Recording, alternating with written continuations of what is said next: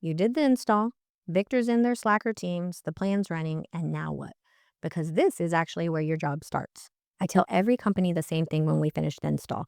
Victor is not going to be perfect. He's going to get things wrong sometimes. He's going to ask clarifying questions when you thought he already knew how to do the thing. That's normal. But if he does 50% of the lift that you're currently doing manually, how much time does that give you back in your week? That framing changes everything because now you're not measuring Victor against perfection. They're measuring him against the headache that they had before he was there. And 50% of the headache gone is still a really good deal. It also gives Victor room to learn because he does learn. The longer he's in their system, the better he gets. He remembers what worked, he builds context, he starts anticipating things before you even ask. But on day one, 50%. That's the bar. Clear it. You know what the most common thing I deal with in ongoing support is? People who don't know how to talk to Victor. I mean, it sounds ridiculous. He's an AI employee that just lives in their Slack or their teams. You would just message him. But people freeze up, especially people who've never worked with an assistant before. They think they have to phrase it in a specific way or use the right command or do something technical. So, a big part of my ongoing role is just teaching people how to have a conversation with Victor. I literally sit down with someone and say, okay, what are you trying to do right now? And they'll tell me, and I'll say, okay, now say that to Victor, like you'd say it to me or to an employee. And then they do, and Victor does the thing.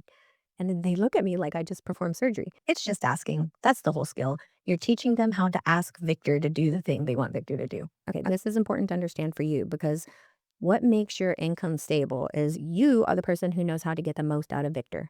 That is a skill that keeps clients paying you month after month. Having you in the loop means things can happen faster.